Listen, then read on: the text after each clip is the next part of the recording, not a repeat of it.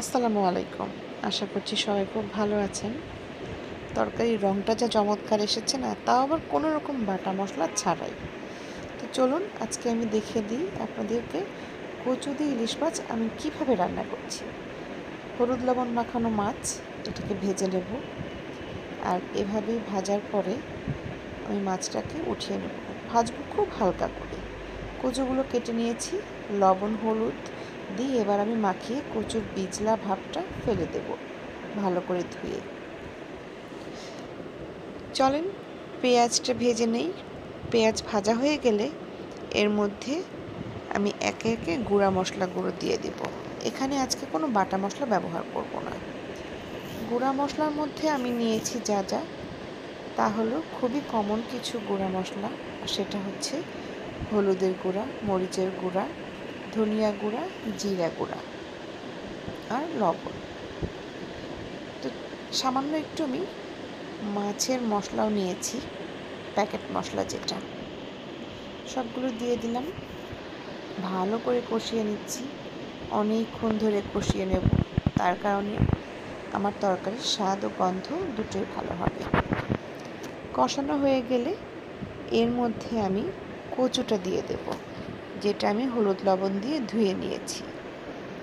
দিয়ে দিলাম কচুটা দিয়ে কষিয়ে নিচ্ছি। কচুটা ভালো মন্দ নির্ভর করে আসলে কচুর উপরেই। সো কার কতটুকু ভালো জানি না। আজকে আমার এই কচু আশা করছি গলা চুলকাবে না, যেন গলা না চুলকায় সেই জন্য আমি একটু রসুন কুচিও দিয়েছিলাম। এই যে হয়ে গেল ভালো করে আমার কষানো। এই কষানোর মধ্যে আমি গরম পানি এবার দিয়ে দেব।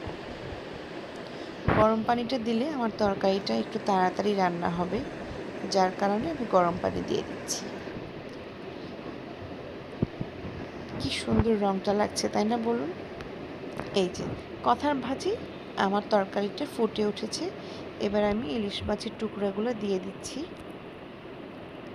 এবং এইবার আমি চুলার জালটা সামান্য পরিমাণ কমিয়ে মিডিয়াম লোতে রেখে রান্না সেরে ফেলব। কচুটা আমার একটু সময় নিয়েছি সেদ্ধ হতে, তারপরেও কোনো সমস্যা নেই, তাড়াতাড়ি হয়ে যাবে আশা করছি। দেখুন আমি ঢেকে দিলাম। ঢাকনা দিয়ে ঢেকে দিলে কচুগুলা আস্ত থাকবে কিন্তু মোমের মতো নরম হয়ে যাবে। আমার রান্না ডান। সময় লেগেছে 35 মিনিট মতো। তো দেখুন কি মজাদার। এবার আমি একটু উপর থেকে জিরা গুঁড়া ছিটিয়ে দিলাম। ব্যাস আমার রান্না শেষ। যদি একটি অংশও ভালো লেগে থাকে ভিডিও, অবশ্যই সাপোর্ট করবেন। ধন্যবাদ সবাইকে এত মজাদার তরকারি রান্নায় সাথে থাকার জন্য।